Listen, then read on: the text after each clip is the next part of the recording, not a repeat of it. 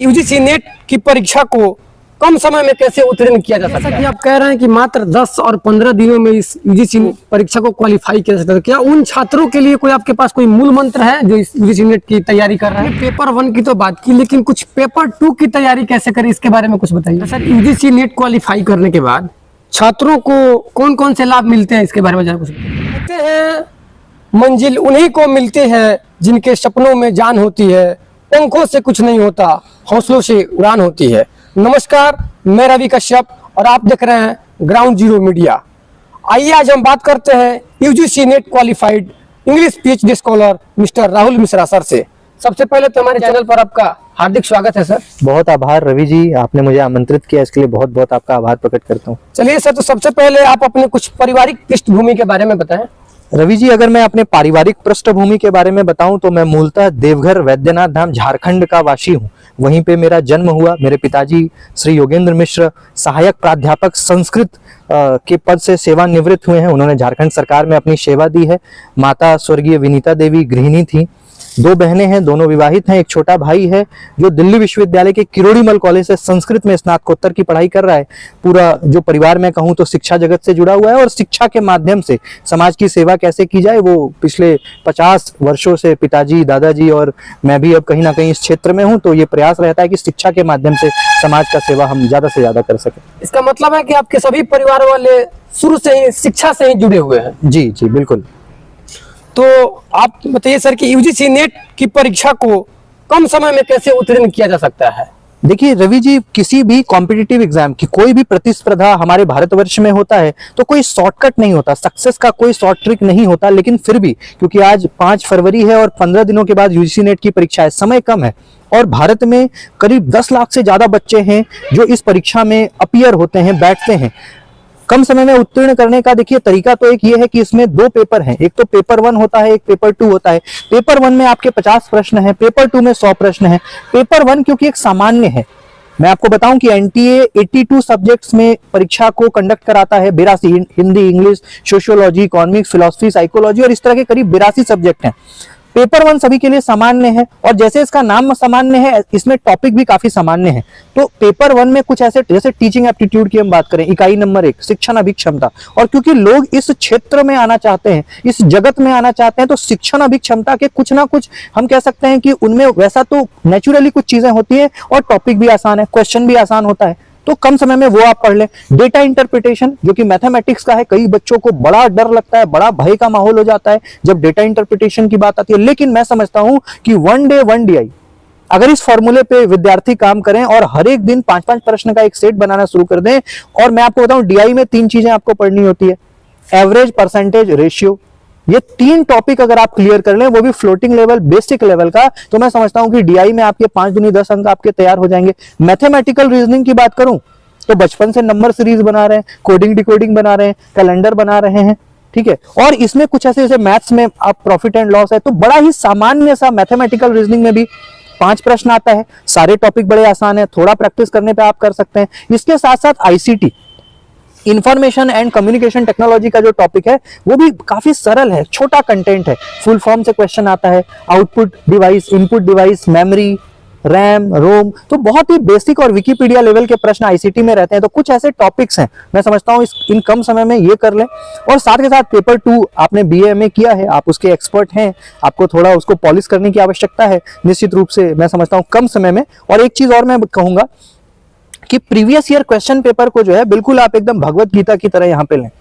2017 से लेकर के 2022 तक, उससे पहले बनाने का बहुत लाभ इसलिए नहीं है क्योंकि 2017 से पहले यूजीसी का जो एग्जाम है वो कभी CBSE कराती थी, कभी कोई और संस्था कराती थी। 17 के बाद 18 से जो ये परीक्षा है NTA करा रही है। NTA ने पैटर्न को बदला है, सिलेबस को बदला है, क्वेश्चन के प्रारूप को बदला है। तो 2017 या उसके बाद का प्रश्न पत्र आप बनाएं और निश्चित रूप से 5 वर्ष का प्रश्न पत्र आप बनाएंगे, समझ करके ऑप्शन पे काम करेंगे। देखिए क्वेश्चन रिपीट नहीं होते हैं, लेकिन उसमें जो विकल्प होते हैं, 4 विकल्प हैं, वो रिपीट होते हैं। अगर उस पर आप काम करेंगे, मैं समझता हूँ निश्चित रूप से 15 दिन तो बहुत ज्यादा है, आप 10 दिन में भी अगर गहन अध्ययन करते हैं और एकाग्रता के साथ, निश्चित रूप से आपको सफलता सर, जैसा कि आप कह रहे हैं कि मात्र 10 और 15 दिनों में इस यूजीसी नेट को परीक्षा को क्वालिफाई किया जा सकता है, क्या उन छात्रों के लिए कोई आपके पास कोई मूल मंत्र है जो इस यूजीसी नेट की तैयारी कर रहे हैं?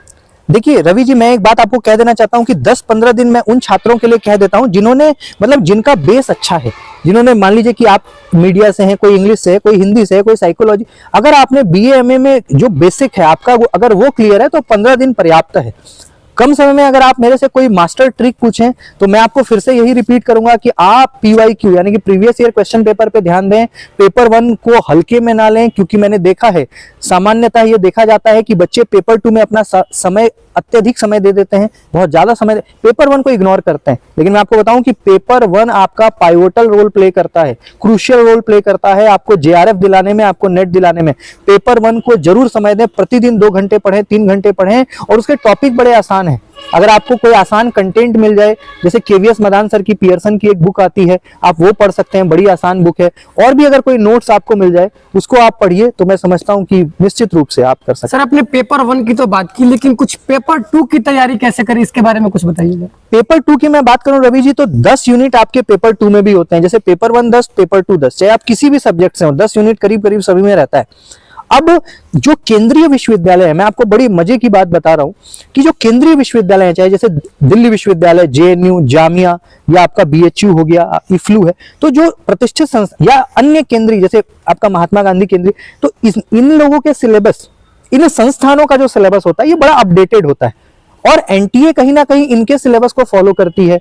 तो आप ये जरूर करें कि DU का MA का सिलेबस निकाल लें, JNU का MA का सिलेबस निकाल लें, जामिया मिलिया का निकाल लें, और भी अन्य जो केंद्रीय विश्वविद्यालय उनका MA का सिलेबस निकाल करके उसका एक कॉम्पेरेटिव स्टडी करें, अपना एक नोट्स बना लें, उस पर अपनी समझ को डेवलप करें। तो मेरा विश्वास है कि पेपर 2 भी आपका बड़ा आसानी से हो जाएगा, नंबर 1। नंबर 2 की मार्केट में ऐसी कई सारी किताबें हैं जिसमें एक, जैसे मैं इंग्लिश की बात करूं तो world literature in your feast है, ठीक है, अरिहंत की कई सारी, जहां पे एक किताब में आपको एक आइडिया लग जाता है, एक मतलब हम कहें तो एक ब्लूप्रिंट मिल जाता है कि मेरे को कहां से कितना क्या पढ़ना है। तो ये चीजें, बाकी YouTube पे आज का जो दौर है ये कहीं ना कहीं टेक्निकल क्रांति का दौर है, इंफॉर्मेशन, तो YouTube पे फ्री में कंटेंट है, जो टफ लगे उसको वहां से कवर कर लीजिए। लेकिन मैं समझता हूं कि केंद्रीय विश्वविद्यालयों के सिलेबस पे आपको फोकस करना चाहिए, तो पेपर 2 आपका अच्छा हो जाएगा। UGC नेट क्वालिफाई करने के बाद छात्रों को कौन कौन से लाभ मिलते हैं, इसके बारे में जरा कुछ बताइए। रवि जी, मैं आपको बताऊं कि UGC नेट की जो परीक्षा है ये एक दरवाजा है। आप इस दरवाजे को, मतलब आप अगर इस परीक्षा को क्वालिफाई करते हैं तो उच्च शिक्षा के अंदर ऐसे कई सारे अपॉर्चुनिटीज हैं जो आपका इंतजार कर रही है, कई सारे स्कोप है। ना सिर्फ असिस्टेंट प्रोफेसर का जॉब, अगर आप नेट की परीक्षा को क्वालिफाई करते हैं, भारत में आज के समय में करीब करीब 1100 विश्वविद्यालय हैं, प्राइवेट, सेंट्रल, स्टेट, ओपन और तमाम तरह के विश्वविद्यालय हैं। कहीं पे भी वैकेंसी आती है, आप प्रोफेसर के लिए, असिस्टेंट प्रोफेसर के पद पे आप अप्लाई करें, आपको जॉब मिल सकती है, नंबर 1।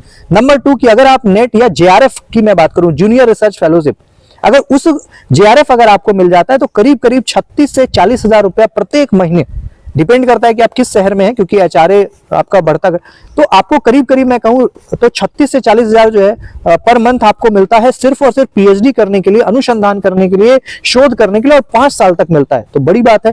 तीसरी की कई सारी मल्टीनेशनल कंपनीज भी हैं भारत के अंदर जो कहीं ना कहीं रिसर्च स्कॉलर को हायर करती है, और बहुत अच्छे पैकेज पे, वो रिसर्च एसोसिएट के तौर पे, रिसर्चर के तौर पे, कंटेंट राइटर के तौर पे, कंटेंट डेवलपर के तौर पे, ऐसे कई सारे पद हैं जो अनुसंधानकर्ता के लिए हैं। यही नहीं, मैं बताऊं कि भारत सरकार के ऐसे कई सारे बहुत सारी ऐसी संस्थाएं हैं, जैसे ONGC आपका हो गया, सेल है, वो भी आजकल PhD रिसर्च स्कॉलर को गेट के माध्यम से हायर करने का कार्य कर रही है।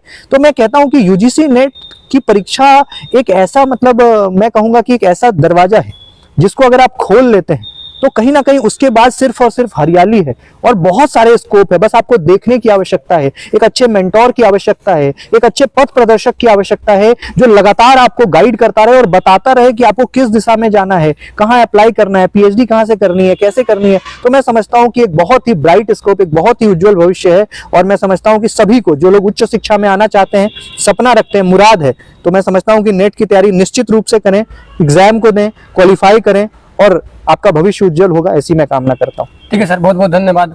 आपका भी बहुत बहुत आभार। अगर अभी तक आप हमारे चैनल को सब्सक्राइब नहीं किए हैं तो चैनल को सब्सक्राइब करना ना भूलें, और ऐसे ही एक्सक्लूसिव इंटरव्यू देखने के लिए बने रहें ग्राउंड जीरो मीडिया के साथ।